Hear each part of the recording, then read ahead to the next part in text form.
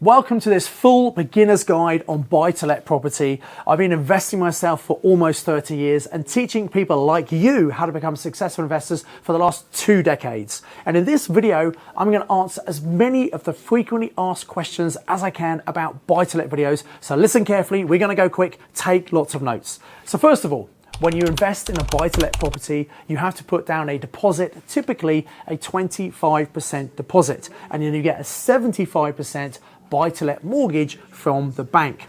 So first of all, we have to think out, where am I going to get my deposit money from? Sometimes it might be inheritance, it might be redundancy, it might be savings, might be money from a divorce, but the way most people buy investment properties is by releasing equity from either their own home or maybe an inherited property. So think about your deposit.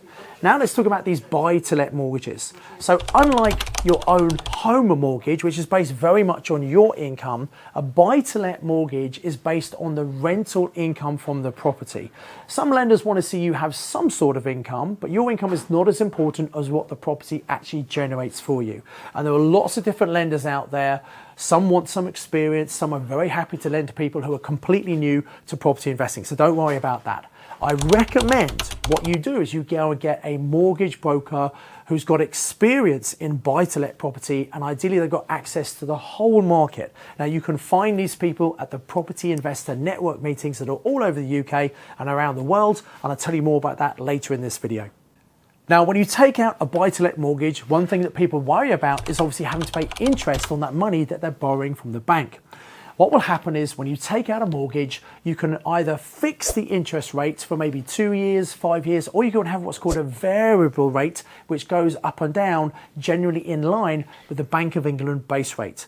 Now, as I film this video, base rate is 5.25%. That's relatively high compared to the last decade, where the Bank of England base rate was as low as 0.5%, but actually it's in line with rates before 2007 and the last financial crisis.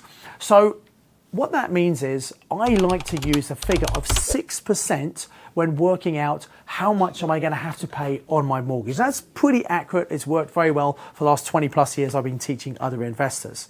Now, a very important thing you need to understand, when you get a buy-to-let mortgage, you generally want to have an interest-only mortgage. On your own home, you might have had a repayment mortgage because you need to pay it down by a certain age, but a buy-to-let mortgage, actually, you never have to pay that back. So an interest-only mortgage is what we want to do.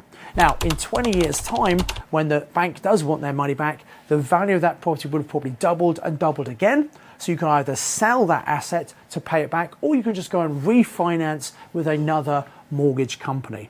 So that's a little bit about mortgages. Now let's move on to the next topic I want to talk about. Now, as well as the interest you pay on the mortgage, there are going to be other costs to buying and holding that property. So let's talk a little bit about that. So first of all, when you first buy an investment property, we have to pay a tax as an investor called stamp duty. Now, the amount of stamp duty you pay varies depending on the value of the property. Some cheaper properties, there's no stamp duty. Then at more expensive properties, you're going to pay a higher percentage. But as an investor, buying a property that's not our own home, if we're based in the UK, we have to pay an extra 3% stamp duty. If you're an international investor, it's an extra 5% stamp duty based on the value of the property. As well as the stamp duty, we're going to have the cost of actually buying the property. We need a solicitor to do the residential conveyancing for us. And that might be typically £1,500 to get that done properly. We're also going to need to arrange the mortgage. We might be paying a fee to the mortgage broker, survey costs, that might be £500, £1,000 as well. So you've got to factor these costs into account. Then when you get the property, sometimes they're ready to go. You don't need to do much, but I like to buy properties where I need to do a little bit of work to them. If you buy a brand new property, you're going to be paying a higher price than if you buy an older property where you can do a little bit of work. You probably don't want to take on a massive renovation project for your first deal, maybe literally a lick of paint, cleaning the carpets, tidying it up, getting it ready to rent. That's going to be much better. Now, once you bought the property, there are some other costs you're going to incur as a landlord. You've got your mortgage interest you're going to pay, which is the biggest cost. But also you have to make sure you insure the property. You have to insure the buildings, you have to insure the contents, and as a landlord, we're going to have what's called public liability insurance. In case someone has an accident in the property, they try and sue you, you want to make sure you're covered for that. So buy-to-let landlord insurance is very, very important. You're also going to have some maintenance costs. Now, depending if it's a new property being recently renovated, the costs are going to be very low. It's an older property, you're going to have some more maintenance. And also, you're probably going to have management costs. This is getting a letting agent to manage it for you. Now, this does vary, but typically a letting agent might charge you 10 or even 12% of the rental income. So you only pay that when they find a tenant for you and they manage the property, they look after it, they do the regular inspections, they collect the rent, all those kind of things that need doing, they arrange the maintenance for you. But what that means is it frees up your time to go and find more investment properties. You make more money finding and buying more properties rather than managing your existing ones. You can absolutely manage a few properties very much part-time as long as you're local to the property.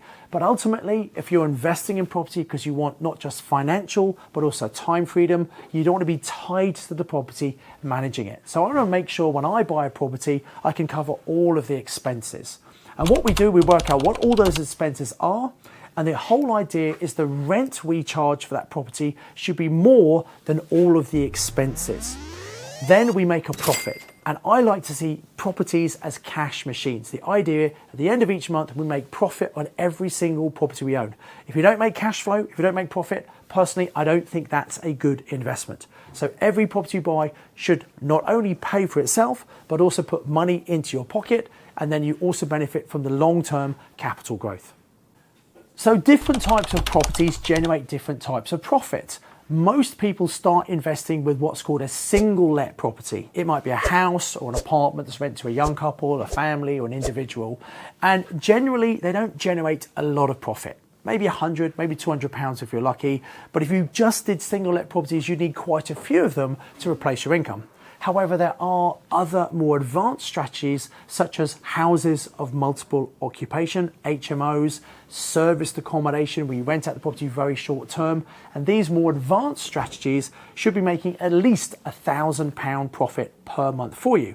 So for most people, 3 to 5 of those properties could be enough to completely replace your income.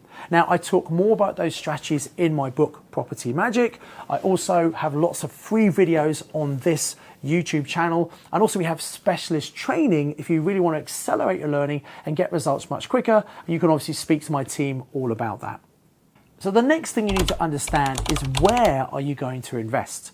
For most people, starting to look where they either live or work is a really good idea because you're going to have a natural understanding of which are the good areas and which are the not such good areas. Now, important distinction here.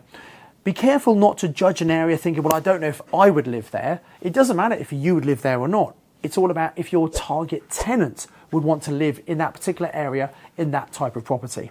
Obviously, you can do some online research. You can go and speak to local letting agents and understand what is the rental demand in any area. And if you read my book, Property Magic, you'll understand from the golden rules. Golden rule number 2 is we only want to buy in an area with strong rental demand. What that means is if the current tenants move out, you can quickly and easily find some other tenants to come into the property to make sure you've got their cash flow coming through every single month. So speak to local letting agents, get an idea from them. And also, if you attend your local property investor network meeting, you can meet other like-minded people who are already investing in property and learn a lot from them just by asking them about their experience. And at those evening network meetings that happen once a month all around the UK and internationally, you'll find people are very helpful, very friendly, and they're very willing to talk about their investments so you can understand how you can become a more successful investor. So I definitely check out the property investor network meetings as part of your strategy moving forward. Okay, so now I've answered some of the frequently asked questions about buy-to-let regarding mortgages and deposits and management and where to invest. Let's talk about how do you actually go about finding those property deals and what's the buying process. So obviously you can go to your local estate agents or you can go online onto some of the main portals like Zoopla, Rightmove, and there are lots of properties listed there. One of the problems many investors have, they spend hours and hours scrolling through lots of properties, come off Zoopla, just frustrated that they haven't actually found anything. There's actually some software called Property Filter, which will save you hours and hours of work and find you the very best property deals in your area. I have a video all about that on this YouTube channel, so look out for that. The other thing you can do is go to property auctions. That's where people bring properties they want to sell quickly together. You can sometimes find some deals in auctions, but what you've got to be aware of is you're competing with all the other people in the room, and sometimes people take properties that have a problem and they dump them in an auction, hoping someone who doesn't really know what they're doing buy that property and get landed with that not such a good deal. So although you can get properties in auction, I don't think it's the best place for you to start until you have some property investing experience.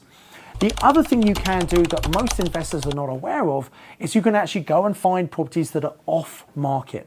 These are ones that are not listed with estate agents. Maybe it's a retiring landlord who's thinking about selling, but they haven't actually listed the property yet. And there are certain ways you can find these people and potentially get deals that no one else is looking at, which means you don't have any competition and generally get a much better price. It's something I talk about in my book, Property Magic, which is how to find maybe people of off-market properties.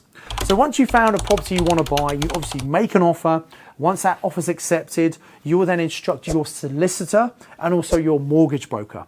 The first thing you need to do is secure the mortgage. So you speak to the broker, they'll find the most appropriate mortgage product for you, and they will instruct a RICS surveyor. It's called a Royal Institute of Chartered Surveyor. They will go out on behalf of the bank to check the value of the property and also to check the rental income. Because remember I said earlier in this video, it's not so much about your income, it's more about the income generated for the property from the tenants, because that's what's going to pay the mortgage and the other costs. So assuming the valuation and the survey come in fine, you'll get the offer from your mortgage company. Then your solicitor will do some checks. They'll check the title, they'll check with the local council, do some searches. You'll have to pay for that. And then once everything is fine, you get to the point of exchanging contracts. When you exchange contracts, that's when you put down your deposit, typically 10% of the purchase price. And then also that's when you're committed. Once you've exchanged contracts, you have to buy and the seller has to sell to you. Neither party can pull out. And then normally a week later, the solicitors had a chance to pull down the money from the mortgage company, you put in the rest of your money, and then you purchase the property. And once it becomes yours, then obviously you need to insure that property, you need to get it let out as quickly as possible, and either you manage yourself, and as I said, you can manage a few quite easily if they're close to you, or you get a letting agent to do it for you, and then you can move on to your next investment property. So that, in a nutshell, is how you invest in buy-to-let property. There's a lot more to learn. I recommend you read my book, Property Magic. We'll put a link in the description below this. I recommend you go to your local property investors network meeting to connect with other like-minded people who can help and guide you. The problem is, if you don't have any family or friends who invest in property, they're not the best people to ask, because frankly, they might have an opinion about property, but they may not know what they're talking about. Another resource for you is this YouTube channel. There are hundreds and hundreds of videos on here which will teach you how to be a more successful investor. If you like listening to podcasts, I have the Property Magic podcast. We've got over 240 episodes. It's about a 10-minute, 15-minute dose of property investing knowledge every single Tuesday, completely free of charge. Again, we'll put a link in the description below. And finally, I encourage you, when you're really serious about investing, to maybe come on a paid course. It's great to learn things for free, and I put a lot of free information out there. But when you come on a paid training, it's all organized for you in a step-by-step approach, exactly what you do, and it will save you years and years of trying to learn it on your own, and it'll help you avoid the expensive mistakes that most people make. If you'd like to learn more about how we can help you on a journey, click on the link below and you can book a call with one of my team to have a discussion about how we can help you. And I don't think there's anyone in the UK who's been training people for longer than I have. So we've become really good at simplifying things so you understand exactly what you need to do. You can get out there, take action, and become a successful investor. So I do hope you've enjoyed this video. Please do like it, subscribe to the YouTube channel, and hit the bell icon to make sure you get notified whenever we bring out a new video. Check out all the links below in the description to check out my Property Magic book, to check out pin meetings, and if you want, book a call with the team to see how we can help you. As ever, I encourage you to invest with knowledge, invest with skill.